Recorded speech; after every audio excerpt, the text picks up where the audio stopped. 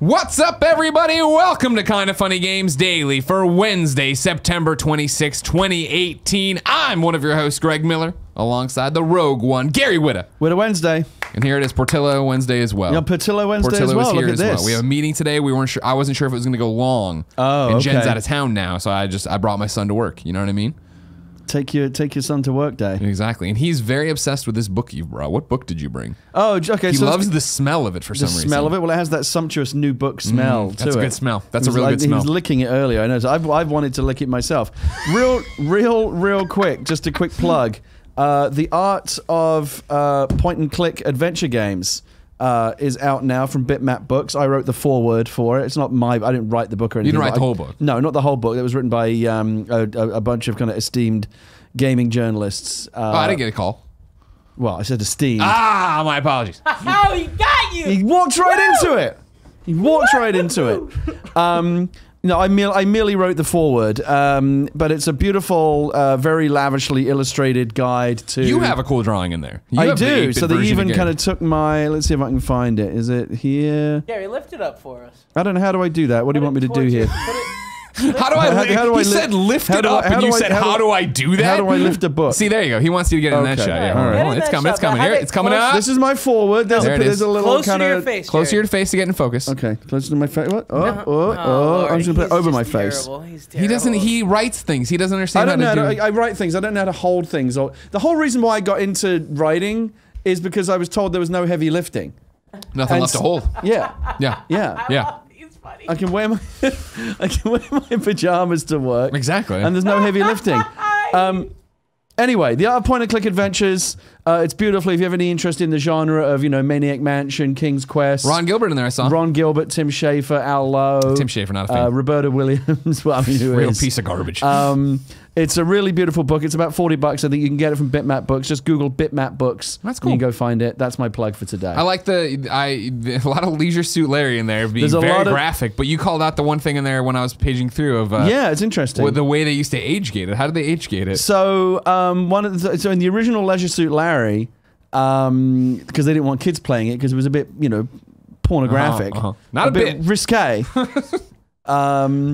They asked you a bunch of trivia questions that only grown-ups, certainly in the grown-ups in the 1980s, would know the answer to. So Sure. do you want to do a couple of quick ones? Sure, I mean, couple of quick trivia questions? Yeah, I will gladly do it. I looked ahead. The one I can already tell you Did is, you cheat already? Well, I didn't look at. I mean, they're easy. All right, well, go ahead. All right. Who has not been?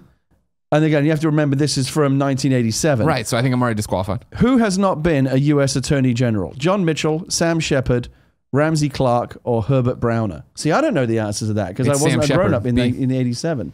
Well, because Sam Shepard's was a playwright and an actor. Okay. I was going to say he was. all right. I thought he was the fugitive. Here's an easier one, but again, you understand why kids might not get it. Sure. Which of these is not a cheese?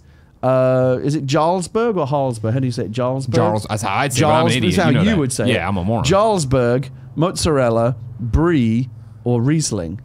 Well, I'd get this one wrong. I think I would You would? say Jarlsberg, but Riesling's a wine. Is Riesling also a cheese? Riesling is a wine. Okay, so and everything that's. else. Jarlsberg is indeed a cheese. Is it good? The best cheese you've ever had. No bullshit, Kevin. You don't That's know that. fucking You don't cheese. know that. Try it, dude. I will. What are you scared of? Here's one that today a lot of kids might not get. Sure. VCR stands for Very Confusing Record, Visual Cartridge Recording, Very Complete Record, or Video Cassette Recorder. Now, of course, you and I know that, but would kids today know that? Because VCRs haven't been around for a long, Sure. Well, long I think time. even then, wouldn't kids know that? That seems like an easy one. I guess don't know, how do you think? young are we trying to protect? A 13-year-old trying to get his rocks off playing Leisure Suit Larry? He's going to get that right. Yeah, he would. Yeah. Oh, he would Google it. These days, he would just Google it. He didn't have Google But back again, then. back in 1987, they didn't have Exactly. anything like that. They didn't know what Google was. You know, you learn something Anyway, every day. Art of Point-and-Click Adventure Games, Bitmap Books, beautiful book, well worth your time if you have any interest in the history of that particular genre of video games. Okay. If you didn't know, ladies and gentlemen, this is Kinda Funny Games Daily. Each and every weekday on a variety of platforms, we run you through the nerdy video game news you need to know about. If you like that, be part of the show, kindafunny.com/KFGD with your questions, comments, concerns, bad PSN names, and everything else under the video game sun. Then tune in to watch us record it live on twitch.tv/kindafunnygames. If you're watching live, we have a special job for you. Go to kindafunny.com/you're wrong and tell us what we screw up as we screw it up so we can set the record straight for everybody watching later on youtube.com/kindafunnygames and listening on podcast services around the globe. First things first, Straight Goopin writes into kindafunny.com/KFGD and says, "Hi, G&G. As a podcast-only listener, I realized I have no idea what Gary looks like.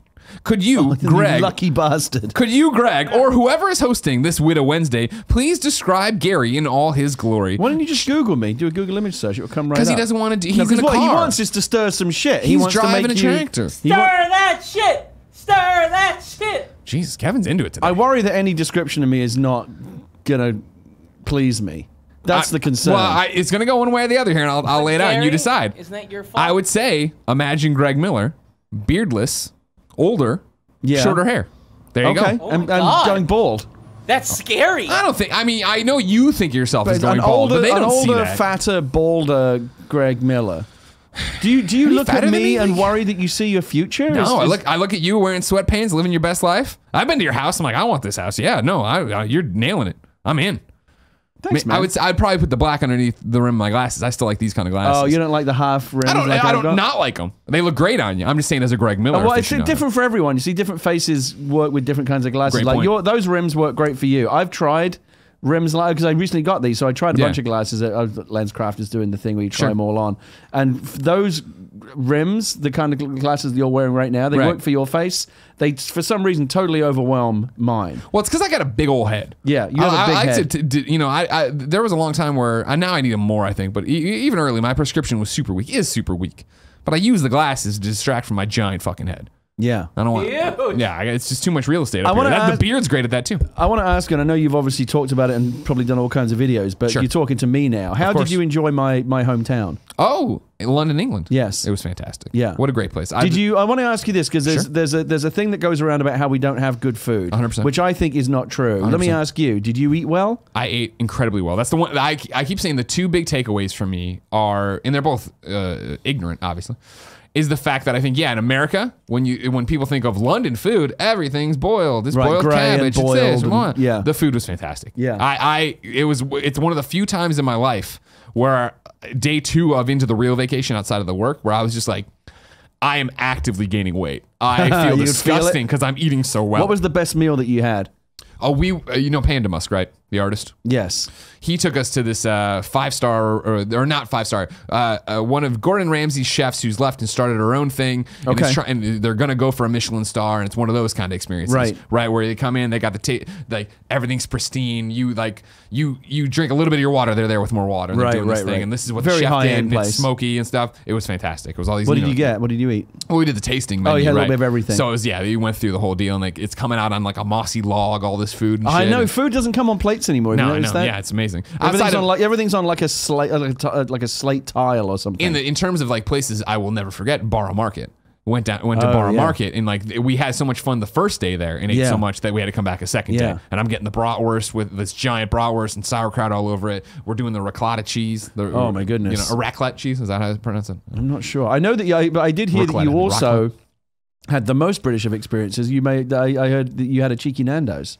I didn't eat at the Cheeky Nando's. We did a meet and greet at Nando's. Okay. And when you do meet and greet, you can't eat. There's no time to eat at a meet and greet. Okay. So Tim and Andy went back on their own and ate there, and then I ate at a million other places. See, I don't want to meet people or greet people. I just want to eat. I understand. If it was a meet and eat, or if it was an eat and greet. You just want to go to an eat. If the three choices are meet, greet, and eat, and I can only take 2, you better believe eat's going to be one of them. Of course, yeah. Meet or greet is going to have to be off the table. I'll meet you. Yeah. I'll greet you. But I can't do both because I need that second slot. That and number one's got to be eat. You got to remember that. Yeah, I'll eat and meet. I'll eat and greet, but I won't meet and greet. The food was fantastic. I loved Borough Market, and then for me it was, and I loved it was. I didn't know because I'm ignorant again that it was such a beer culture. Oh my goodness! And everyone's like, "What do you mean?" I'm like, I mean, as somebody who had never been You to didn't know London, that England was a beer drinking culture? Not great beers. I thought, no, yeah, we have fantastic you all beers. drink beer. Nobody ever talks about all these great microbrews there and this my thing and the goodness, IPAs. yeah. I thought it was all going to be Pilsners or whatever. And I didn't understand. You can, like I said this and people are like, what do you mean? Because I love Shaun of the Dead, right? I didn't realize how awesome pub culture was. And like, what do you mean? I love English pubs. Everybody talks English about pubs. the pub.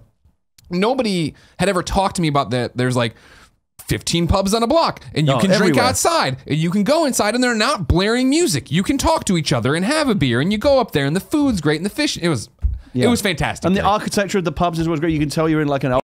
With some housekeeping. It's the final week to get shirtless Spider-Man stuff on Patreon. Patreon.com/kindafunnygames gets you the shirtless Spider-Man PS4 cover. Patreon.com/kindafunny. You can get the Panda Musk artwork of shirtless Spider-Man. That is the fan mail tier on both those. The final days get in before September ends. Today, we're brought to you by NordVPN, but I'll tell you about that later. For now, let's begin the show with what is and forever will be the Roper Report. Time for some news. I'm saying 4.5 items on the Roper Report. A baker's dozen. I say 0.5. One kind of broke while I was doing the morning show with Nick, and it's another Telltale story. Breaking We're just news. putting Telltale stuff together. However, we're starting with the biggest news of the day, ladies and gentlemen. As soon as I saw this on my Twitter feed this morning, I knew it would go... Woke up to so straight many to number texts. one with a bullet. So many texts. Yeah, I got a lot myself. PlayStation is allowing Fortnite crossplay and cross progression. Thank you, Kevin. We go to John Kodera, the president and global CEO of Sony Interactive Entertainment, on the PlayStation blog. Following a comprehensive evaluation process, SIE has identified a path toward supporting cross-platform features for select third-party content. We recognize that PS4 players have been eagerly awaiting an update, and we appreciate the community's continued patience as we have navigated through this issue to find a solution. The first step will be an open beta beginning today for Fortnite that will allow for cross-platform gameplay, progression, and commerce across PlayStation 4, Android, iOS, Nintendo Switch, Xbox One, Microsoft Windows, and Mac operating systems. We see the beta as an opportunity to conduct thorough testing that ensures cross-platform play is best on PlayStation, while being mindful about the user experience from both a technical and social perspective.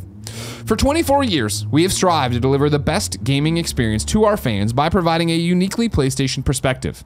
Today, the communities around some games have evolved to the point where cross-platform experiences add significant value to players. In recognition of this, we have completed a thorough analysis of the business mechanics required to ensure that the PlayStation experience for our users remains intact today and in the future as we look to open up the platform. This represents a major policy change for SIE, and we are now in the planning process across the organization to support this change. We will update the community once we have more details to share, including more specifics regarding the beta timeframe and what this means for other titles going forward. All right. You know what I mean? All bullshit aside, or like, you know, so many people are like, yeah, I saw it immediately, about time, this, that, the other, da da da da. I think John's letter here actually really, really nails it, right? In terms of like, this is a huge shift for us. He basically is saying like, it's never been our policy before, but we recognize games are in a different spot right now. The PlayStation blog is mentioning Switch and Xbox One and Microsoft Windows. Like, that is all rad, awesome. Well, I mean, is part of the argument here that the Fortnite is so big that it forced them to make this move? Oh, 100%. They couldn't be seen to be left out, and everyone else is connected. Like you said, Xbox One, Switch, Android, iOS, Windows, Mac, and PlayStation over here, looking like the cool kid that's like. Well, PlayStation was connected obviously to PC in iOS. It was just locking it outright of, hey, no Switch, no Xbox. And that's where the big problem was. And people are like, wait, why? Why would you do this? It's so backwards. It's so not 2018. Yeah. And that was my thing at E3, right? When I made a big deal about it. I think it's my most popular tweet of all time of being like, this sucks, don't do this. And so many people reached out, whether they were Rocket League players, Warframe players, all these other free-to-play games of like, well, this has been a problem for a while, right? But what you're saying is correct, that Fortnite is just so big that it brought kind of forced the issue. It brought this niche problem to a giant scope of like, wait, why is it like this? And to PlayStation's credit, I mean, it took a while, obviously, but I don't think turning a ship as big as Sony or PlayStation wouldn't take a while.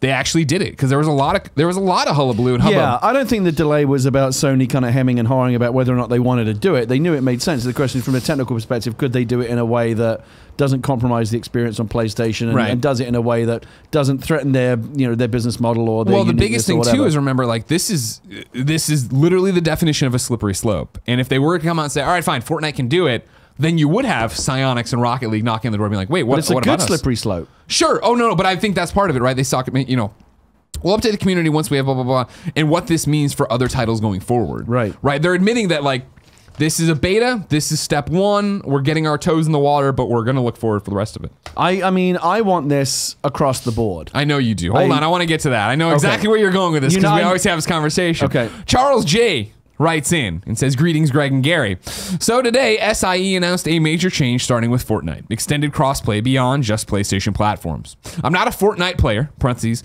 However, Warframe cross-platform on consoles would be welcome. I just want to give Sony a shout out. This is not something they had to do, and honestly, the backlash they had months ago seems to be a thing of the past. That's the biggest part about this, is that I'd seen Reset Era threads within the last month and a half of people being like, hey, remember when everyone was mad about that? Nobody talks about it anymore. They could have ignored this, right? But they did the right thing to not end up becoming PS3 era Sony again, the hubris era. Initially, it'll be a beta about Fortnite, but I think it's clear that this isn't the end of it. Hopefully by next year, we can see Fallout 76, Warframe, Destiny, Division 2, and so on. Kenichiro, Shuhei, Sean, Cerny. We may not be able to change our names, but this is an amazing step forward, so thank you. It must have been a difficult decision, but this also shows, me at least, you believe in the quality of your systems/services to make people want to pop onto their PS4 to play with friends on Xbox, Switch, and so on. Sincerely yours, Charles J. Mark follows up. Kindafunny.com/KFGD. Hey guys, Sony announced that cross-platform will be in beta for Fortnite, and it represents a major policy shift for the company. If it's successful, do you think third-party developers will push cross-platform in the future, or will it still only be free-to-play games? I personally don't see Battlefield, Call of Duty, or similar AAA titles getting cross-platform, but I could be wrong. This is always the thing when it seems like it's always a Widow Wednesday, even though I guess we just talk about this a lot when this happens, where you always escalate it. I do. I'm always just like, just give me cross progression between my PlayStation and Switch. And then you're like, fuck that. I want to be able to play the Division 2 with you, Greg, on Xbox. I do, and I want to be able to play Red Dead with you. Again, when Red Dead Redemption 2 comes out very soon, which I'm immensely excited, dynamic horse shit and all of that great stuff. And horse scrotums. Testicles. Is it scrotums? Testicles. It's testicles.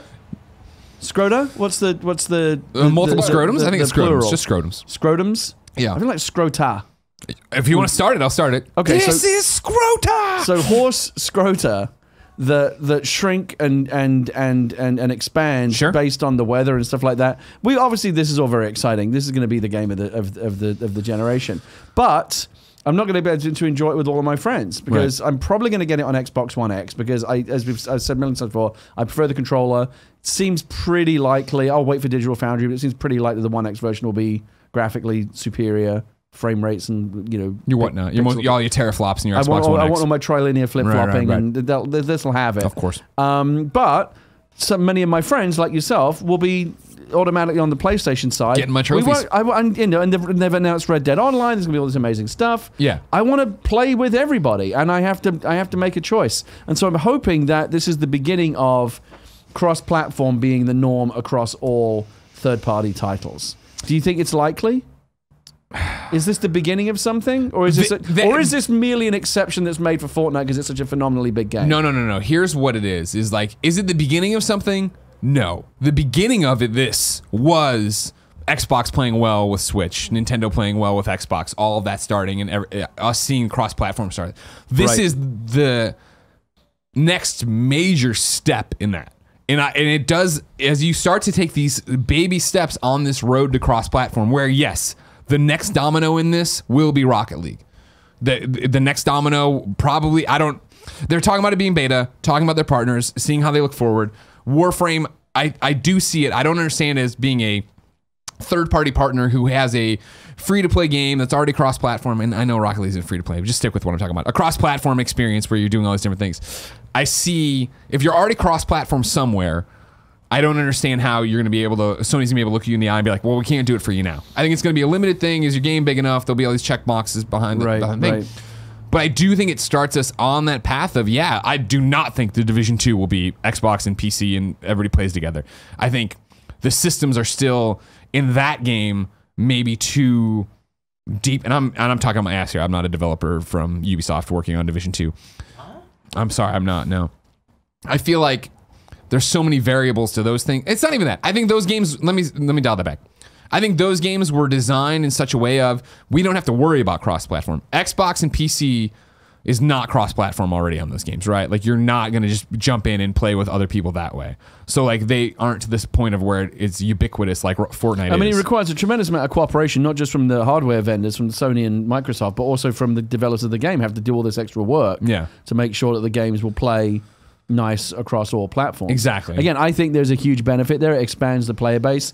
Easier, less time in matchmaking, easier to find games because, you know, there's that larger a pool of players. Friends that are otherwise... I'm tired of this civil war. Brother against brother. You're my brother, but you're on the PlayStation side. I didn't realize you were so anti-women. You know what I mean?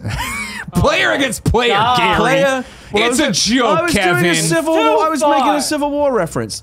Player against player. As I've said to you recently, I'm actually really coming. Most of my enjoyment recently has been coming from the PlayStation side, thanks to Spider-Man. We'll get to that. You got a whole bunch of questions about that. And Detroit. Yeah. I definitely have been.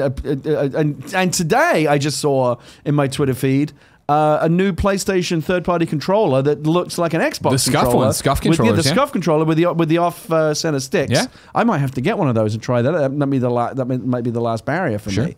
But I'm all about building bridges, not walls, as you know, Greg. That's what you are. If Gary Whitta is the man who will bring us all together. That's I want correct. to build a bridge, but I want to demolish the wall that exists between you and me, with you over there playing Red Dead on the PlayStation side, and me over here playing it on the Xbox side. Right now, there's a wall. I want to Sony, Microsoft, tear down this wall, and The voice of the people, Gary Whitta. Tear down this wall and build a bridge. Yeah. So that we can be bros. I think we're on the road to that happening. And now the big question for me is, who will be the AAA game that gets there first? Who will it be an Activision? Will it be 2 Call of Duties from now? Will it be Destiny 3? Will it be whatever multiplayer experience? Who is going to be the person on an E3 stage that is like, and guess what?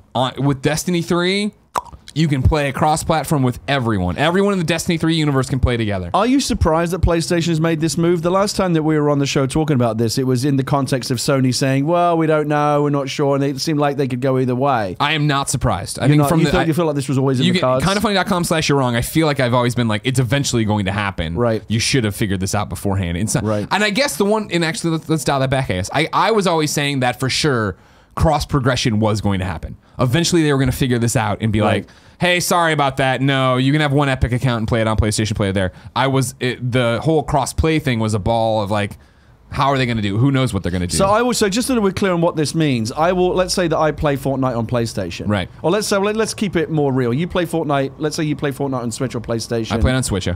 You are able to come over to my house on my Xbox, log into your Epic account, and all of your shit is there. Correct. That's what they're moving toward right now. Yeah, in this beta thing. That's what I want. So you have one Epic account that works everywhere. Now it gets better, Gary Whitta. Okay. Because of course this happens, and you're like, yay, and I'm like, great, and then I'm like, fuck. It still means that when the Switch dropped, it became my main Fortnite account. Right. So that means I'm Game Over Greggy NN on there for Nintendo, or because I just put gibberish there. Right. Because I already had Game Over Greggy on PS4, but it was locked there, and I was like, it sucks that now when I play on PS4, I'm still gonna pop up as Game Over Greggy NN, right? Fortnite tweets. For players who created an extra account to play Fortnite on multiple console platforms, we're working on 2 things. Number 1, an account merging feature to combine Battle Royale purchases coming in November. That's good. Number 2, enabling unlinking a console from one Fortnite account and relinking to another Fortnite account coming in the next few days. Okay. So that means these are things that you're excited about. 100%, because then I can unlink my Game Over Greggy account and bring it over to that. Why were you Game Over Greggy NN? Couldn't you get Game Over Greggy on Switch? Because I already took Game Over Greggy on it's not on Switch, it's on the Epic account servers. Right. So my original primary Epic account was Game Over Greggy. Why couldn't you use that to play Fortnite? Because I'd linked. No, I was using it to play Fortnite on PS4, and it turned out deep in the rule set was that if you use an Epic account to play on PlayStation 4, it's locked. To but this will now address exactly that issue. Now I can unlink it and merge them and do all the stuff I need to do to just be game over Greggy everywhere. What I think except for Snapchat, real quick. If you're game over Greggy on Snapchat, fuck you. You're the whole reason I never use Snapchat because you stole it from me. Oh, that's not cool. I hate that. Who else would have that? That's not a coincidence, right? Somebody blagged that from Somebody was definitely fucking with me. You know. That's not nice. Yeah. So the good news here is that I feel like even though you could make the argument that this is an exception for Fortnite because Fortnite is just phenomenally huge right now. It is not like other games. It's massive. I might not be game over Greggy on Fortnite either. Somebody might have that. Yeah, I vaguely remember a conversation with Epic where they're like, the guy actually uses it. We can't take it away. Oh my goodness. I forget who I am on PS4. Who cares? I'm a man of many faces. Who are you really? Yeah, exactly. I mean, what does it matter? So what this does do, again, you can make the argument, well, they did it for Fortnite because Fortnite's so big, they had to make an exception, and maybe it'll just be this one-off exception. But what it does, even that aside, what this tells you is that Sony no longer have a existential objection to doing this. It's not like at a corporate level, we will never ever play with other formats. That they have now crossed that Rubicon, which is a big deal because it does now allow, at least for the possibility, and again, in doing this, they will develop technology and learn things and come to understand how this can be done better. They can apply to the next game and the next game, and hopefully this is the opening of the floodgates. I feel it's not a technology thing, right? Fortnite, wink, wink, fucked up before and let everybody play together and had to take it back. Like, oh, sorry about that. They accidentally did it. And I think Rocket League, Jeremy Dunham, of course, former IGN guy who hired me, started my career, and now works at Rocket League and is VP or whatever the hell he is at Psyox Communications or some shit. He had been quoted of like, no, it's a switch. We can flip a switch and it can go. So I think what it is it's mainly right now a beta for them to get in there, see how it works, but also for the people who are still inside of PlayStation being like, this could ruin everything, to see that, oh, this didn't ruin anything. This didn't change anything. More people are playing. How can it ruin any? Well, how's it going to ruin anything? There would be the argument that I have one Epic account and I can play on PlayStation, but I'm playing on Switch, and I bought my Battle Pass through Switch so that Nintendo's getting a cut or Xbox is getting a cut and PlayStation isn't getting a cut. Okay. They want you to buy the stuff obviously through their portals so they get the money, but who cares? I'm surprised actually that people seem so excited about this news this morning. When we did the last show where we talked about whether or not cross-platform play would be coming to PlayStation, and I went on a bit of a rant about, well, they should, because we need cross-platform and I want to play with you and all that kind of stuff.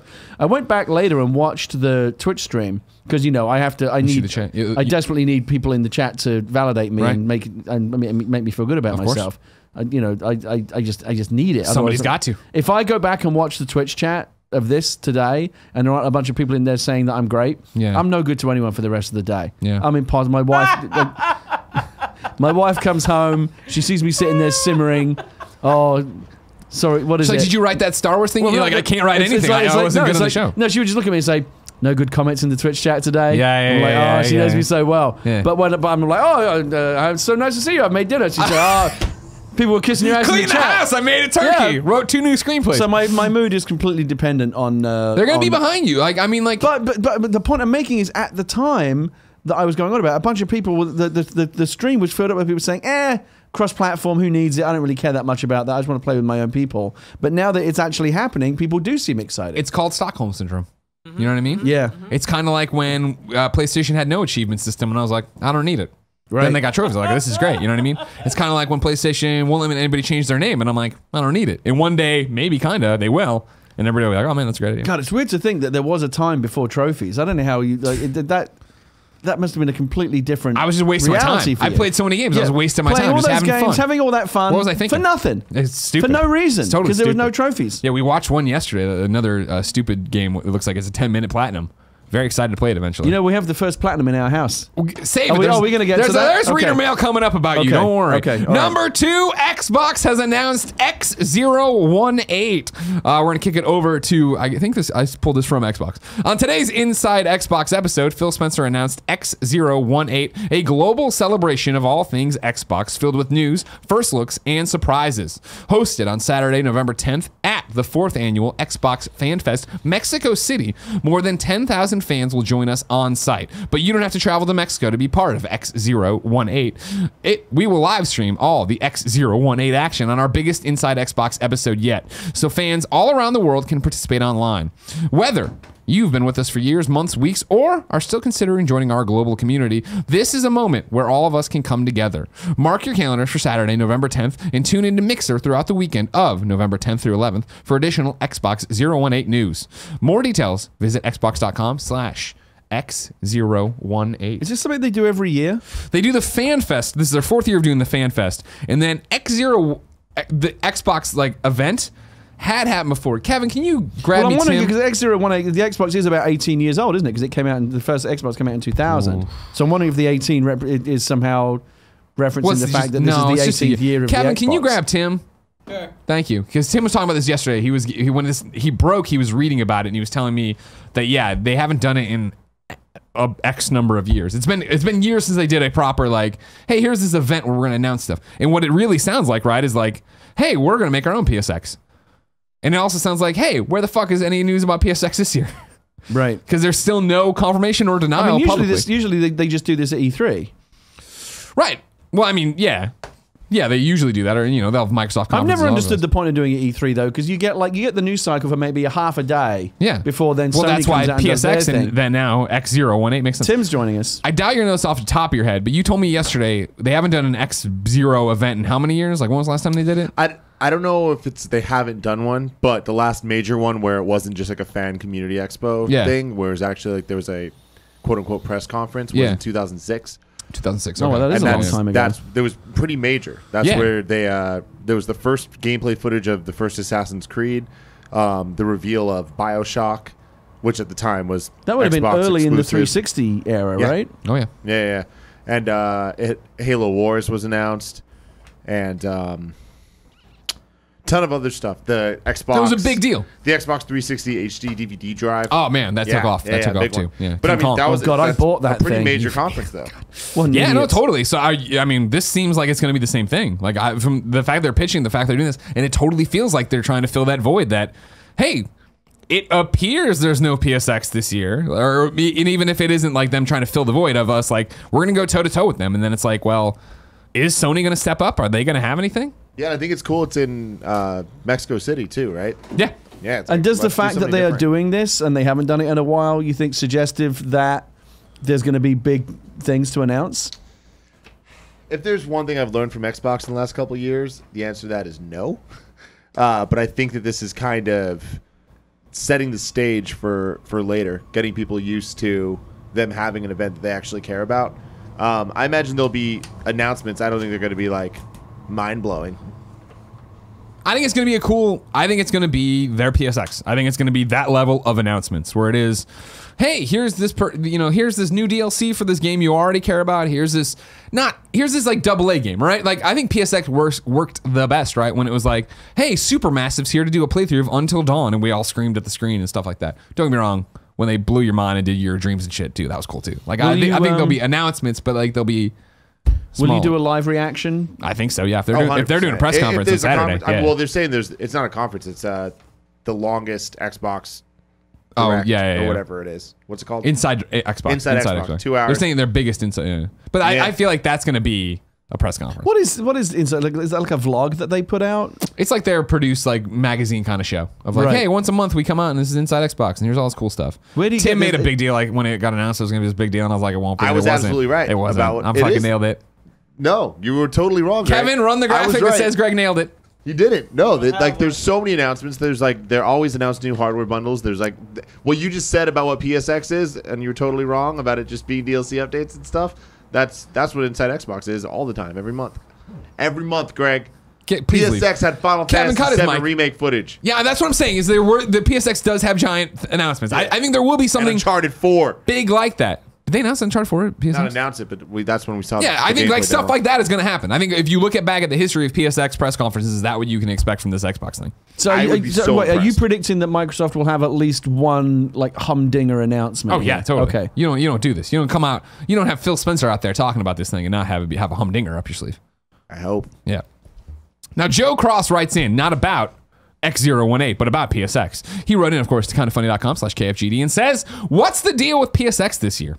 My friends and I look forward to it and attend this event every year and are extremely concerned there hasn't been any announcement yet. Do you think Sony may be taking the year off? And if so, why might this be?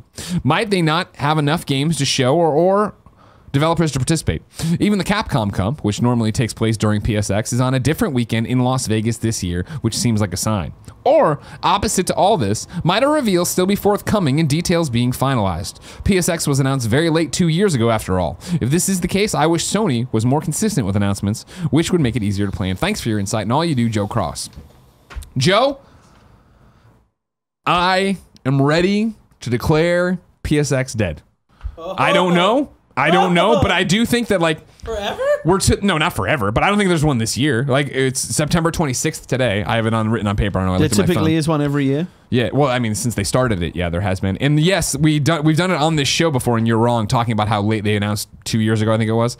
And we've crossed that threshold of how late it was last year or whenever, 2 years ago it was, to announce this. Right. They're doing one. I think we're leading into October, and so for it to plan an event in, why haven't they said anything? I mean, I guess you don't put up a blog post being like, "Hey guys, no PSX this year," unless you're like Kinda Funny. We're like, "Hey, no Kinda Funny live next year."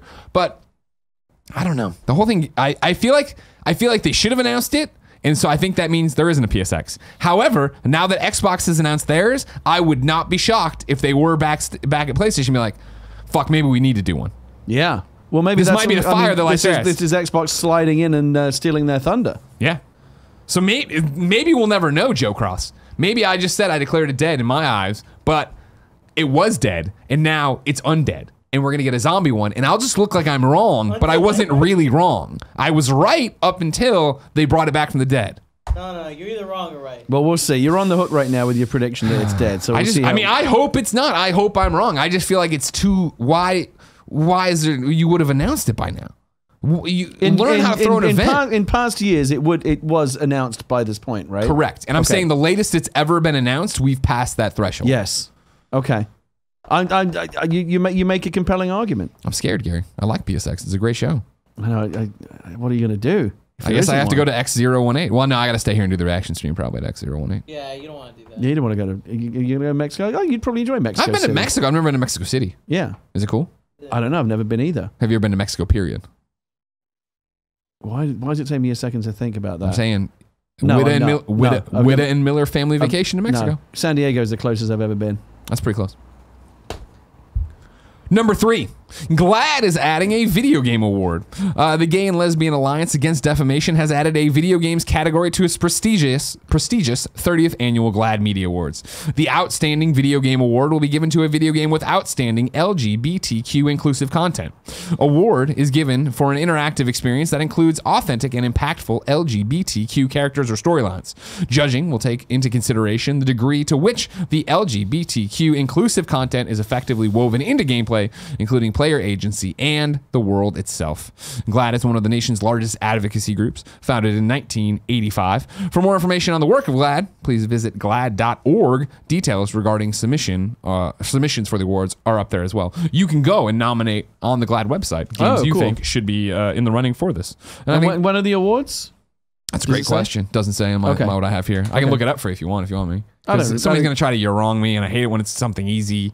You keep me on my toes sometimes, Gary. You know, I wasn't expecting you. So I just talk like this, so it seems like it, and then I type GLAAD in here, and I do this, and then he's actually on his toes if you look at it.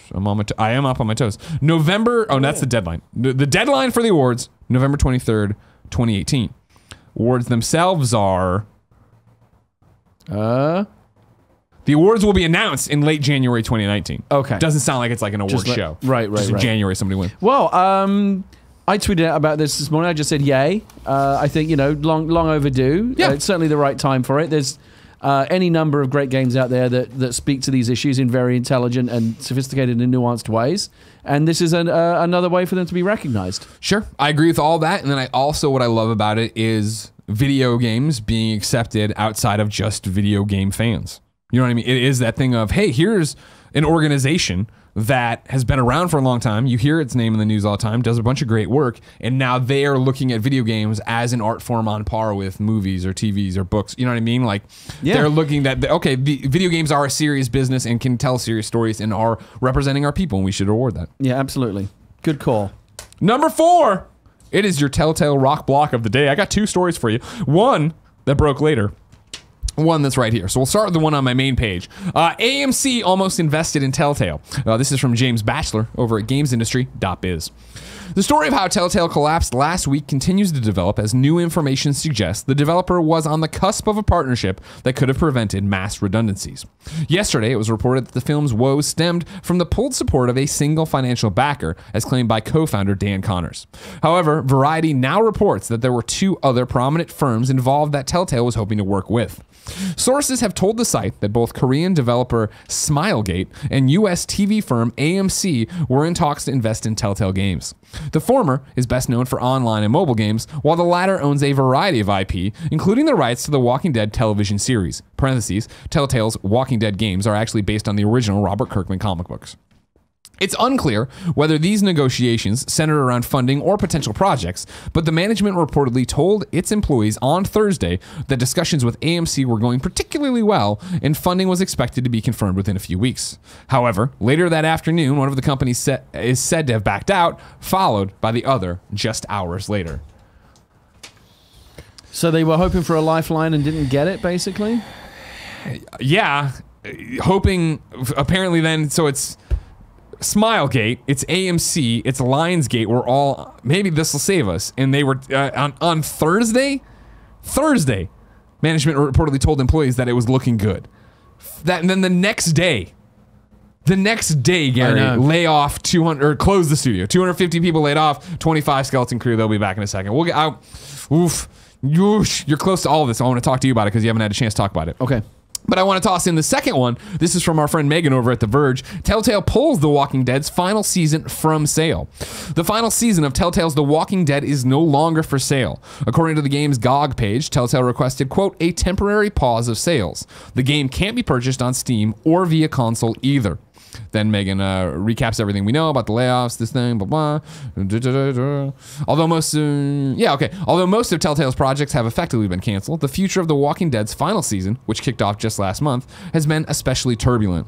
On Twitter, some laid off Telltale developers mourned that they wouldn't be able to finish the game's story. Telltale announced on September 24th, however, potential partners have expressed interest in helping to see the final season through to completion. Then Megan covers all the stuff we said. So I guess really the big thing here is the fact that, what the hell, now they've pulled the game now after launching episode 2 last night today, right? Like it on PSN today, I believe, or whatever, for final season episode 2 of 4. Gary. Yes. Are you prepared to say you're the reason all this happened? Because you, of course, were hired as story consultant on the final season of The Walking Dead. You've worked with Telltale before. Well, I worked on the first season as well, and that went okay. But maybe you were too involved this time. You know? No, I was actually involved far less. Not nothing. Gary, what's your read? I mean, look, I'm not in the mood to make jokes about it. It's of obviously it's a tragic situation, absolutely heartbreaking in so many ways. My heart goes out to the hundreds of employees that have been so adversely affected. I've been there. I got laid off. Back in 2000, I was working for a magazine company, and the rug got pulled. We kind of knew that things were bad, but we didn't know how bad they were. It was like, just like are they going to close this division or that division? It turned out they were closing everything. The whole company was going down. Right. And you sit in the meeting where the redundancy layoff, the George Clooney up in the air person sits in the room with you and says, "Oh, it's this could be the beginning of great things for you, and here's your new health insurance, which doesn't really exist, and all this kind of stuff." Yeah. And it's just, I remember just standing up and walking out of that meeting. I was just so utterly depressed and just so sick of it. And there's been a lot of talk in the media recently, I think rightly so, about how the employees have been treated just incredibly shoddily. Like the human cost of these things, I don't think gets reported enough. It is getting reported in this case. It's been very, very heartening to see Ubisoft and other companies kind of rallying around and saying, hey, we recognize that Telltale has a ton of super talented people because they do, make great games. The financial mismanagement notwithstanding, Telltale had a sterling reputation. And that reputation is due to the incredible amounts of creative and technical talent that they had there. Now, the other companies want to grab a piece of that and, and offer employment to for me to these laid off employees, and so that's heartening to see. To your point, though, I think it has some of the trappings of the Fortnite PlayStation thing, right?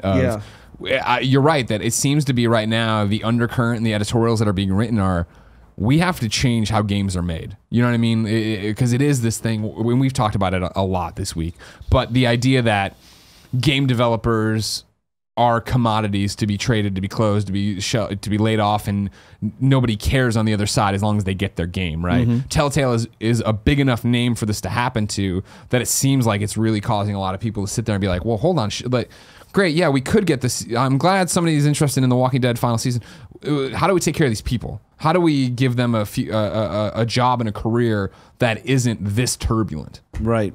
It's tough. I actually, it's funny. I guess, now it doesn't really matter. I had worried about Telltale for a long time, since shortly after the success of the first season of The Walking Dead, The Walking Dead obviously propelled them to a new level of success. But I think it also, sometimes companies and individuals aren't ready for that level of stratospheric, meteoric success. We suddenly, oh my God, we're so much bigger now, and they grew so quickly, and they took on so many new projects and employees. It's hard to scale that quickly, and still. This was my whole argument this week of like what went wrong there is that Walking Dead got big, and they're like, we can do this with everything higher up. I think too much too soon. Yeah. And obviously there were issues with management at the higher echelons of the company. We saw they went through a very large round of layoffs earlier this year. Earlier this year, as they were clearly trying to right the ship. It wasn't enough, and I think it will take some time for the dust to settle and to realize just whose fault this was. And sooner or later, we'll have a handle on that. But for right now, we're just trying to kind of deal with the immediate, kind of triaging the trauma victims of all of this, and figuring out how can they help. There's a class action lawsuit now. They may be in violation of various kind of state and federal labor laws in the way that people were dismissed. There's two sides to this when you get laid off. There's the personal emotional side, like the projects that you worked on for so long and that you're so personally attached to, and you love them and they're your children, and suddenly you walk into the office one day, nope, sorry, that's all dead. You're not needed anymore. And you feel worthless, you feel thrown on the scrap heap. And then there's the real issue of you go home to your family and like, well, shit, how are we going to pay the bills? Because no severance, no health insurance anymore. Till the end of the month? I mean, it's not good enough. No. And I'm just tremendously saddened for all these people. The sad thing is, by the time I became very, very, very friendly with many people at Telltale around 2011, 2012, the time that the game was being made. Yeah. Since then, almost everyone that I know has left. So much turnover. Not just Sean Vanneman and Jake Rodkin and to the key Walking Dead people, but so many of the other producers, Kirsten Kennedy, Kevin Boyle, Dennis Lennart, Nick. I saw so many people leave. I think because maybe after the success of The Walking Dead, they were poached and had an opportunity to go and work on something even bigger and better. But also because I think some people smelled the blood in the water and felt like this isn't sustainable. When you're inside the company every day, you see things and are privy to things that we on the media, and as outside observers don't see. So I think a lot of people, when my personal reaction when the news came was I was terribly sad, but I've got to be completely honest with you, I was not terribly surprised. I felt like for people that have been close to Telltale and have been inside Telltale for some time now, the writing has perhaps been on the wall for some time. Whether or not it would end up failing this catastrophically and this suddenly, who can say? Apart from a small handful of people. That was the surprise for me, right? Totally. It would happen Telltale closing one day, sure. I've seen. Yeah, they did layoffs. They were restructuring. They refocused. I get all that. It was the fact of we're in the final season of The Walking Dead. Episode 2 is 2 days away, business days away. To be like, plugs pulled, it's over. We're not finishing it. Everybody's gone. That was the part I was like, I can't. How do you as a company not have enough in the coffer to take care of your employees and get them out the door and finish this one thing. And I will say, I think it's tremendously selfish. The people out there that have been whose main concern has been, well, how are we going to see the end of Clementine's story now? That's the last thing you should be worried about right now. I get it, and it speaks to the passion of the fans that they love Clementine, they love those characters, they love that world, and they want to see the conclusion. The fact that it wasn't just another season, but it was the final season, I understand. I've had people calling me up saying, "Can you tell me off the record like what the ending would have been?" Yeah. It's not even. It's so not important right now whether or not there will be an opportunity for them to actually somehow finish the game. I don't know. I mean, what is this? Taking the existing episodes off sale. What does that even mean? I don't even know what is going on there. Do you think it's baffling to me? I don't know. Do they feel like they can't sell something if they're not able to see through the season? I'm sure there's part of that because so many people did. I mean, there's so many different waves of emotions and questions with this, but so many people did write in or tweet me and continue to of just like, well, I bought a season pass. What does that mean? Like, do I get a refund? And da da da. And like, I think that's a very good question. There's something to be said as a consumer for buying into it when they didn't know everything was going to go wrong, but to buy in now with a season pass. Like, why are you selling a season pass for a game that you theoretically aren't so gonna obviously you wouldn't continue selling the season pass. Why you would take episode 1 off sale? You think at this point they would want to be gathering every dollar they can so that they can pay off whatever debts they have, do right by their employees, which should be job number 1. I don't know what the hell is going on. I mean, well, there's the class, we talked about it yesterday, there's a class action lawsuit filed here in San Francisco County Court to go after them. So, I mean, maybe it has something to do with that, because if you have income coming in, then yeah, you should be paying out these people, right? You should be taking care of it. It's a whole ball of wax. A lot of people thrown on the scrap heap, and it's disgraceful. It's really, really sad to see. Yeah, it's going to continue to evolve and change, and Kind of Funny Games Daily will be there to keep you up to date. I mean, just the way that history will look back on it, it really is just a remarkable rise and fall, isn't it? From 2012 when they won 200 Game of the Year awards or whatever. I was there for all of that. Yeah. And all the meteoric success that they had. Now they're doing Game of Thrones and Minecraft and Batman and every Marvel. They're doing the Guardians. Every Guardians of the Galaxy, every license under the sun, and then suddenly gone. Yeah. It's crazy. This is one of those things that the documentaries and books will be written about. I'm sure Jason Schreier's working on it. There's a lot to be learned. Right now, again, you can't even see anything because the smoke is still so thick. But once the dust settles and the smoke clears, we'll have a bit more perspective on exactly what happened and why. Yep. I'm excited for that dust to settle and find out what happened, Gary. But it's still so far away. I feel where you're going. It's tough when you're pivoting from a serious story to a normal stuff. It is hard. If I want to know what video games were in the mom and grop shops, where would I go? The official list of upcoming software across each and every platform, as listed by the Kind of Funny Games Daily show hosts each and every weekday. There's actually... Sorry, I didn't mean to step on your jingle. Fine, I don't mind. There's actually a handful of releases today. You didn't do bad today, right? Battle Right Royale is out on Steam Early Access. Air Missions Hind is on PlayStation 4. Jack and Jill DX is on Xbox One. This is the 10-minute platinum we saw yesterday on PS4. Jack and Jill DX? Yeah. You can get a platinum in 10 minutes? Yeah. So you're all over it, obviously. I can't wait. Well, there's so many things out, like Life is Strange 2 Episode 1 on PlayStation 4 today. I don't know why it's just on PlayStation 4. I started playing that last night, but I had to stop. It was Jen's final night in town. So I didn't make it all the way through, but really enjoying what I've played so far. I'll talk about it tomorrow and have it beaten for Gamescast, so tune in then. Pillar on Xbox One. Pizza Titan Ultra on Xbox One. Think of the Children on Xbox One. We talked about this yesterday. Not a sponsored thing at all. No money changed hands, but all of the Kind of Funny staff is in Think of the Children as playable characters. What is Think of the Children? It's this really goofy game where you basically are a babysitter. It's kind of like a voxel 8-bit kind of looking, but like 3D. And basically the kids are all trying to kill themselves.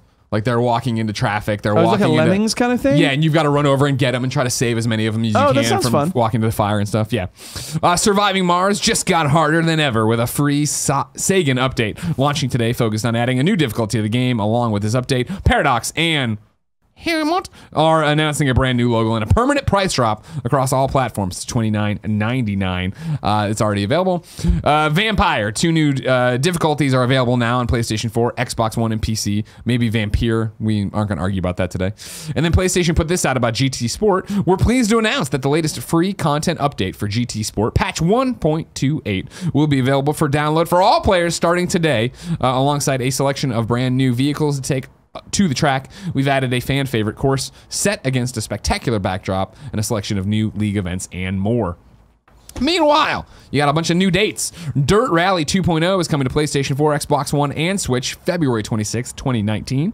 Overcooked 2 is teasing some DLC. It looks to be island theme for October 3rd. Jagged Alliance Rage has been moved to December 6th on PC, Xbox. Jagged Alliance still rolling along. And PS4, apparently. Squishes is coming to PlayStation VR on November 20th. Castlevania Requiem, Symphony of the Night, and Rondo of Blood is coming exclusively to PlayStation 4 via digital download on 26 October 2018. And then Drawn to Death, David Jaffe's multiplayer game, will be taken offline on March 25th, 2019, effectively making it unplayable. I'm actually pretty excited about Castlevania. Oh, yeah. Symphony of the Night is a great game. I've never played Rondo of Blood. I feel like come 26th of October, I'm going to be otherwise engaged. Yeah, you might be a little bit busy, but yeah, eventually you'll get to it. I'll still get it. Yeah. Meanwhile, deals of the day, both Xbox games with gold and the PS Plus stuff for October is out. Let's start with Xbox.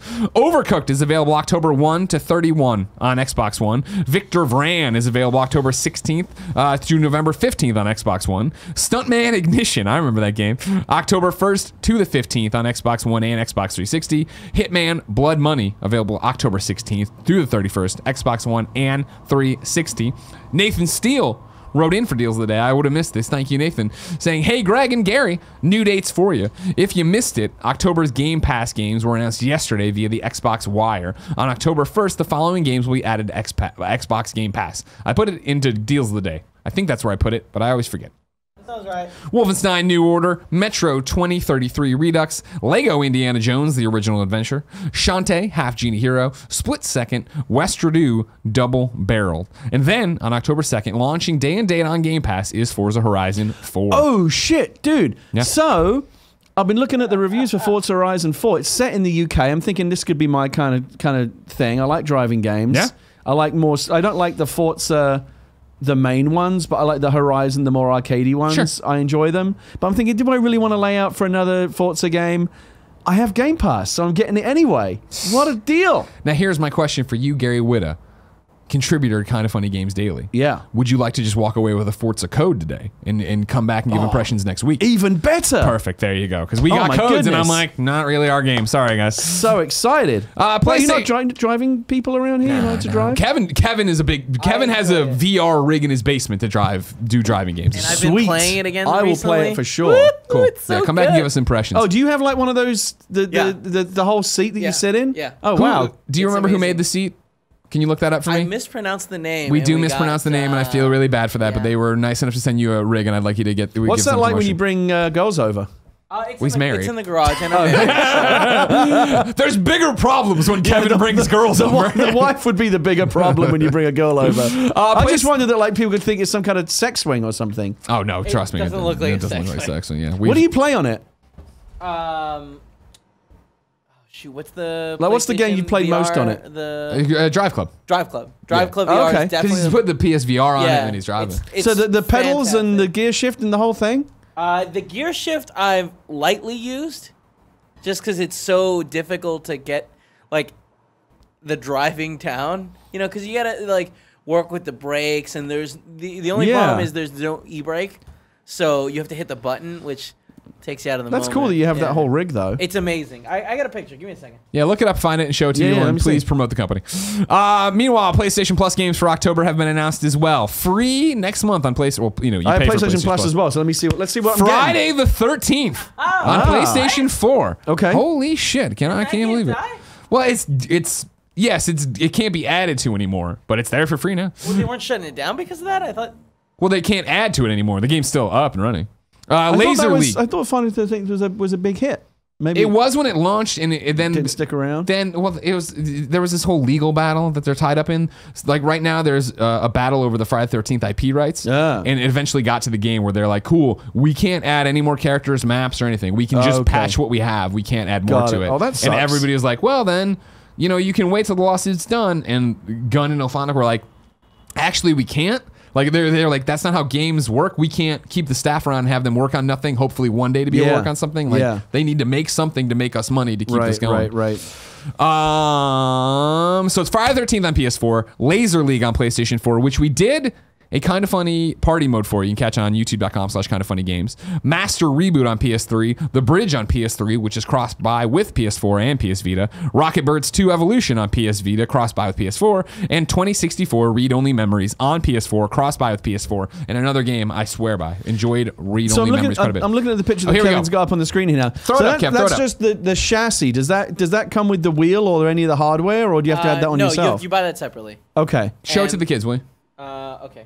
So, this is what we're talking about, right? Simtech, but we say it wrong. Yeah, we say it wrong. We're stupid Americans. So you have the monitor and the pedals and the wheels and everything. You bolt that onto the frame here. Yeah. Okay. The frame is shockingly sturdy. Yeah, it's awesome. Like, I have stood on this plate right here, totally fine. It's just everything. High quality material. Stands perfectly still. And now let me show you what I was doing at my mom's house when I first got the VR setup. Yeah, that's not how you want to drive. That's not how you want. A lot of back pain here. Oh, Yeah, so yeah. do you do this in VR instead of having a monitor in front of you? Okay. It's phenomenal. And then this is what I did. Yeah, see, that's the whole Oh rig. shit, Yeah. dude, that is fucking sweet. I currently have this set up in my garage, and it's so good. I have a fan set up that I put. But you have to have like a whole other PlayStation out there you don't drag your PlayStation out there every time you want to play. Yeah, I have a PlayStation down there. I love that your caption for this picture is "Fuck yeah, my life is awesome." I like that it's "Fuck yeah, my life is awesome." Period! Exclamation mark. Also, hold on. I gotta give props to a couple of the comments as well. This looks like a futuristic tech magazine cover from 1991, and can you shit in that thing? Thank you to our friends at Simtech, who I'm sure we're pronouncing wrong, but sent over that so Kevin could do it. And Logitech sent over the gears and the wheels and stuff, right? It's a G29 that's fantastic. Yeah, great. It's time for reader mail, and I know we're late in the episode, kind of. It's hard to tell how long we've been recording anymore because of the break. But it's brought to you by NordVPN. Gary, you know what sucks? Getting your data stolen. But NordVPN is here to help. Start protecting your internet experience with 66% off a 2-year plan by using code GAMES at nordvpn.com/games. NordVPN protects your browsing and data from anyone wanting to snoop through it. They have thousands of servers in more than 61 countries. There's no data logging. NordVPN's Chrome browser is lightweight and user-friendly from the first click. It secures your browsing in seconds. Android and iOS apps are there to secure your mobile browsing experience. They have super fast servers, 24/7 customer support, and 6 simultaneous connections for you to use as you go. Plus, there's an automatic kill switch and military-grade encryption. This is a risk-free 30-day money-back guarantee. NordVPN is offering my viewers 66% off a 2-year plan. That's about $3.99 per month. Just go to nordvpn.com/games or click in the link in the description of the YouTube video to sign up and start protecting yourself. That's nordvpn.com/games, GAMES. Use code GAMES to get started. Gary. Yeah. You laid a whole bunch of breadcrumbs out there, and let me tell you, do we have somebody here to gobble them up? Oh, some First up breadcrumbs? is Scott McDonnell. Scott McDonnell writes in to kindoffunny.com/KFGD and says, "Hey, KFGD hosts. With the news that horse testicles expand and retract in alignment with the temperature in Red Dead Redemption 2, I wonder, can a game be too detailed? Do we really want our games to be too realistic? I, for one, love fantastical games and like them to be silly and over the top. Anyway, love all you do, Scott. P.S. It was amazing meeting Greg, Tim, and Andy in London. I was the guy whose daughter was dressed as Harley Quinn at RTX. Oh, thank you, Scott. There's a photo of her on my Instagram. Gary, are you worried about games getting too realistic? No, I think that, we were talking about this on... It would have been great if you were just like, no! Dead. That's just it. Conversation over. We were talking about this on when I was on Red Dead Radio with Jared a few weeks Hop, ago. Whip, and a Jump. Yeah, I love Jared, and Red Dead Radio is a great podcast, and I was pleased to be on it. We talked about how I was on there right after they dropped that first, I think it was the second trailer. It was before the gameplay reveal, but it was the second trailer. And it just looked so amazingly detailed, and the point I was making was, if that were a movie, if that were a Western movie, it would look great. And you'd go, yep, there's a guy, they put a guy on a horse and aimed a camera at him, that looks pretty good, and the cinematography is good and what have you. But when you see it as a video game, there's an additional level of admiration that comes from the fact that they had to build that piece by like 1 pixel at a time. They had to create that entire reality. It's not, obviously there's a lot of skill involved in setting up cameras and lights and things, and making a movie look getting good, a good look from the real world. No But talent. it's more like an animated movie when you have to build everything from scratch in the computer. Right. And so you appreciate things like that. I remember, I've been trying not to watch too much of it because I'm trying to go on radio silence, but it's really, really hard. I was watching some of the Red Dead gameplay impressions. Yeah. Where you can lose and gain weight and stuff like that, and the animals on the back of your horse that you've hunted, they rot if you don't get them out of the sun in time and things like that. It all adds another level of immersion, and it really feels like you're living the life of this character rather than just going on. You often feel about things in the context of, well, there's a mission structure. Oh, let's go do a side quest. Yep. Let's go do the main mission right now. I think where games are trying to go is getting out of that kind of gamified way of thinking about living in a world, and more just about, this is what it would be like to live the life of this character. The real Arthur Morgan doesn't say, I'm going to go do a side quest. and so maybe Rockstar is trying to get us out of that mode of thinking and more into something along the lines of, what are the choices you would make if you really did the character? Now, do we need to be spending compute power shrinking horse testicles? Maybe not. But the game's not any worse because of it. You're not even going to notice it. You're not going to say, "Oh, well, the game's too detailed." Oh, people are totally going to do time lapses on horses. Oh, they will. We're going to see time lapse of horse testicles pulpating, like this, Yes. boom, boom, boom, boom, as the weather, rising, sagging, and I think that kind of information was brought to our attention because they knew the people at Rockstar are media savvy enough to know that's going to get picked up and shared. That one little thing about horse testicles, because it's testicles and testicles are funny. They are. They're hilarious, right?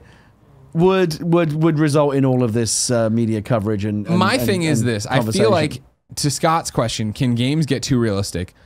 Of course, but I don't think every game is striving to be this realistic and have this thing. Red Dead is exactly what you described, right? You want to play that game and you want to feel like you're Arthur Morgan, because that's what Red Dead for John Marsden was, of get on the horse, I'm going to just ride and see what happens. What do I want to do today? Blah, blah, blah. Assassin's Creed Odyssey, out next week. Review embargo's next week, but impression embargo is up now. I put up some Instagram images. I was talking about it. Assassin's Creed Odyssey, I'm in love with. I'm having such a great time with it. Yeah, you're liking that, right? Having a great time with it. Love it so much. But it is very much what you're talking about of, I'm playing a video game. It is, I'm going to go do a side mission, or I'm going to go do this thing, and I'm going to go sync my viewpoint, or I'm going to take on a bounty hunter. It's not, I'm just getting lost in her, as Cassandra, I'm getting lost in her world and being like, oh, it's so realistic. No, it's very much a game, and I'm very much doing specific things, and I think that works really well for what Assassin's Creed is trying to achieve. I think Red Dead's trying to achieve something different, right, of being this world that is the Westworld experience in a in a video game, of just you're just disappear inside this world. Yeah. And so I think games will continue to do that, and I think there's always going to be in games things that are realistic and not realistic, but I don't see us move in. There will be a game that tries to be uber realistic, but you're never going to get to the point of like, well, Arthur Morgan's tired, so he needs to sleep for 8 hours.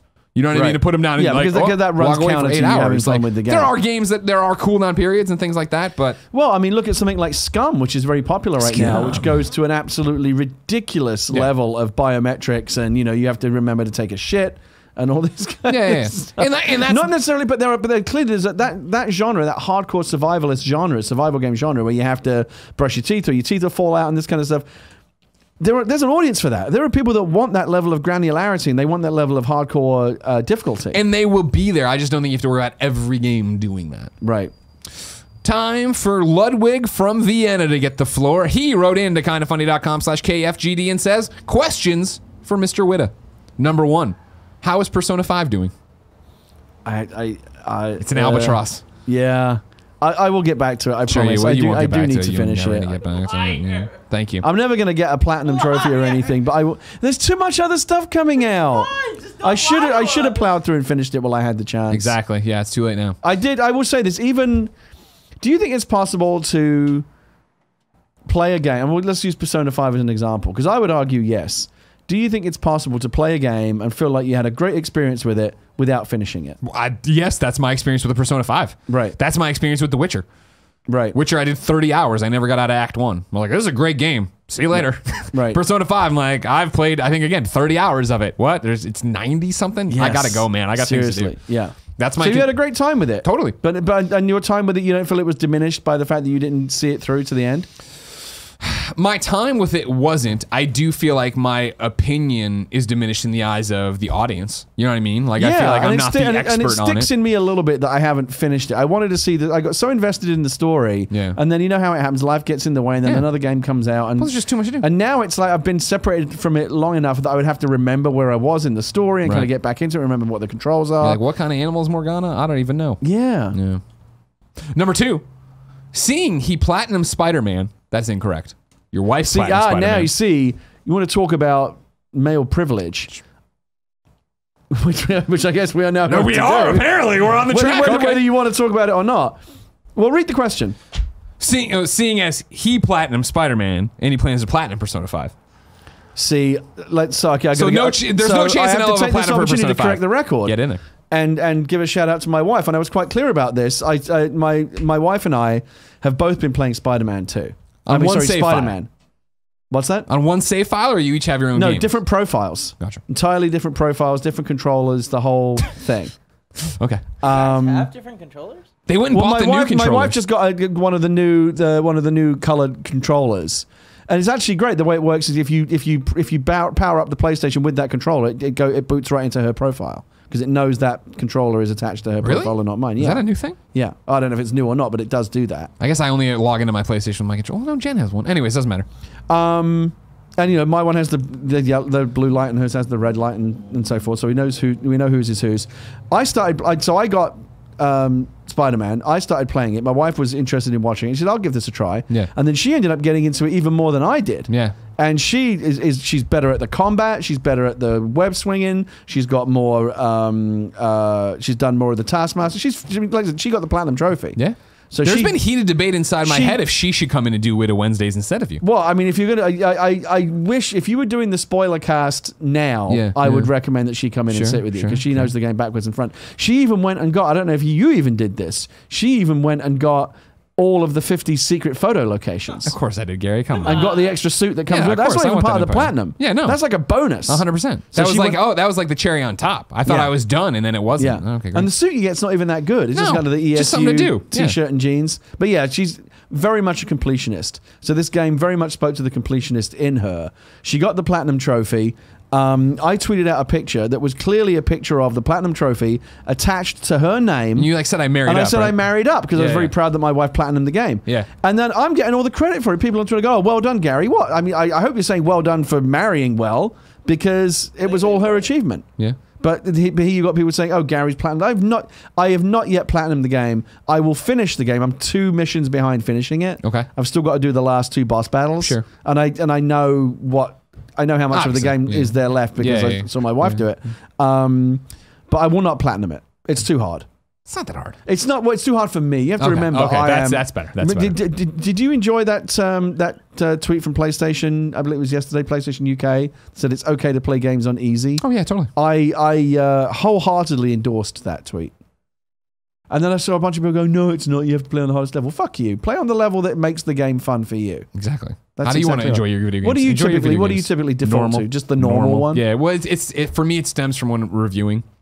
Of just after reviewing games for so long, I'm trying to review the normal experience, right? The default average experience. Yeah. And do you ever, once you're into playing a game, though, do you ever find yourself upshifting or downshifting based on how the game's treating you? No, because I mean, like it's happened before, but it's super rare. Even with Odyssey right now, I feel like you're playing that on normal. Yeah, right. And I don't feel like I'm struggling, but I also don't feel like I'm coasting. You know what I mean? I feel like it's a good balance of like I'm not being pushed to an annoyance, right? Like I'm fighting enemies that are a couple higher levels than me, and it is like, ooh, I better balance everything correctly. Yeah. And then his third one, I don't understand, but I'm sure you do. It's probably for me. It's an internet rumor. Yes, sir. Any truth to the rumors he is writing the Star Wars trilogy by the Game of Thrones creators?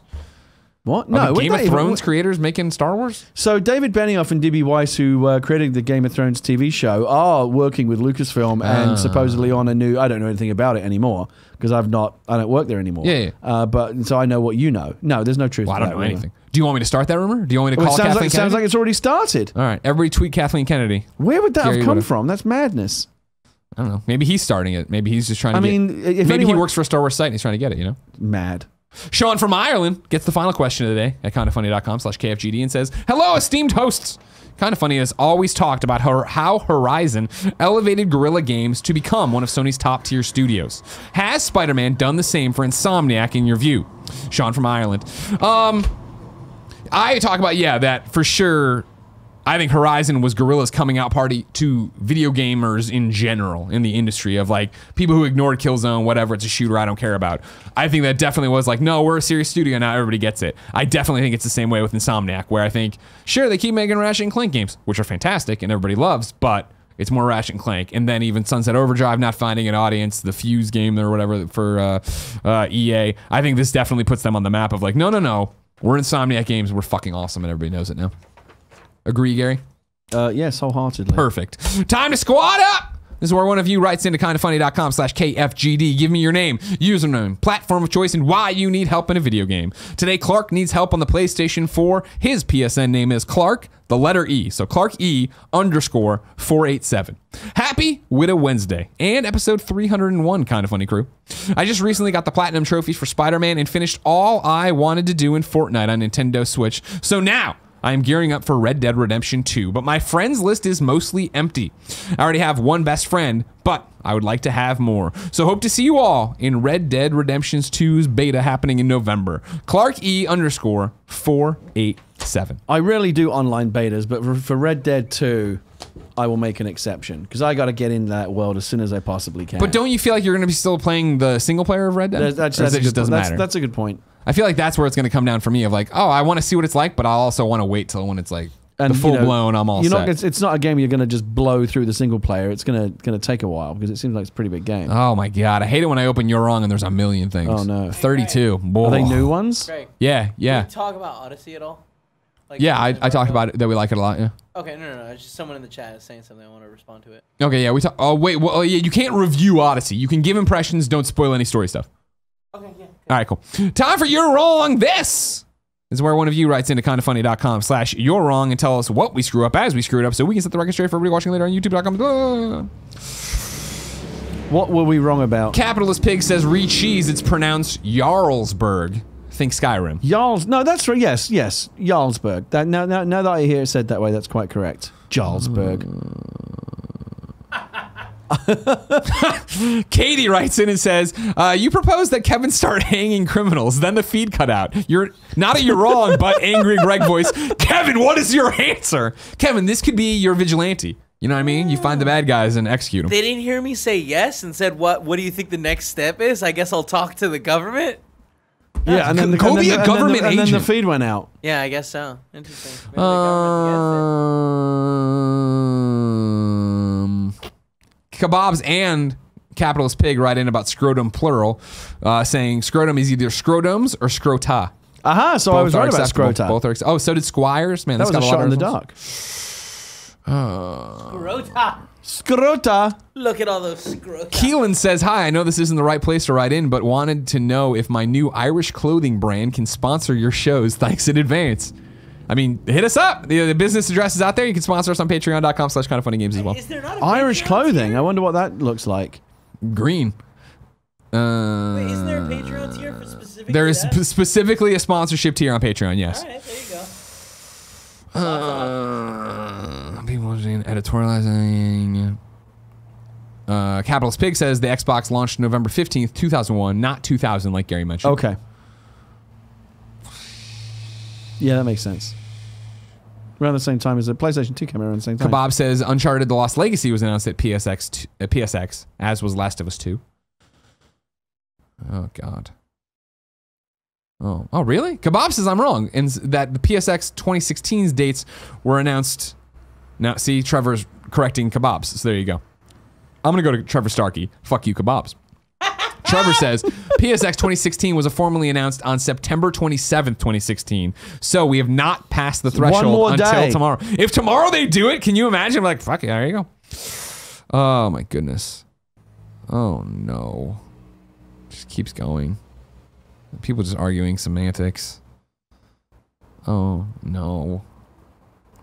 Oh my gosh. Okay, so now Capitalist Pig, who has more information again, because kebab is a low-rent Capitalist Pig. Oh, shit. PSX 2014, which took place in Las Vegas, was announced October 10th, 2014. So we still have plenty of time. Oh, okay. Yeah, no need for alarm. No, Alarmed. I don't care about that. I don't care about that. You deal with the day. I'm not going to do that. To clarify regarding... No, we already talked about scrotums. Scrota. Erroneous says the Walking Dead final season is still on sale in the PSN EU and Microsoft Store EU. So still in Europe, but not in the US. Zaire says there's a new announcement. Shovel Knight is coming to Brawlhalla. Okay. Jesus Christ, it keeps going. It's just a heads up that this isn't your wrong. Stop just giving me things. These are like people are teasing things. I don't fucking care. I'll talk about that tomorrow. You need to throw your wrong back at them. You're wrong for sending me things that aren't about us being wrong. Oh, okay. This will be the final one. It's not a you're wrong. AJ says, hey guys, I'm sorry for the downer, but I thought since you talked about the story on Monday and didn't talk about it yesterday/today, it should be updated. Chris Taylor, the Smash fan who had terminal cancer, has passed away a few days after having his dream come true. Here's his brother's statement. Today, and this is from Nintendo Life. Today, Chris passed away around 5 p.m. Eastern. He was surrounded by friends and family when it happened in the comfort of his own home. On behalf of him and our family, we're extremely thankful for the love and support Chris has gotten. You guys made it possible for his wish to come true. I hope Chris's memory lives on through all of you. That's sad, but I'm glad he got to live his dream before it all ended. Ladies and gentlemen, this has been Kinda Funny Games Daily. Each and every weekday, we run you through the nerdy news in the video game world. If you like that, you can watch the show on twitch.tv/kindafunnygames, later on youtube.com/kindafunnygames, and listen in on podcast services around the globe. Of course, we invite you to be part of the show. kindafunny.com/KFGD, like so many of you do. Tomorrow's host is none other than Odell Harmon Jr. You might say, who is that? He is one of the many people I'm trying to get on this show to help expand reach. Met him. He has a podcast. He does YouTube stuff, and he's pretty awesome. So I'm excited to introduce you, most of you, I assume, to him tomorrow. Gary, as usual, you killed it. Thank you, Greg. We had a few technical hiccups, but we rode out the storm. I blame that on you as well. You know what I mean? That'll be a mark on your permanent record. You got to take the rough with the smooth. Exactly. Until next time, ladies and gentlemen, it's been our pleasure to serve you. Like scrotums. Scrotum.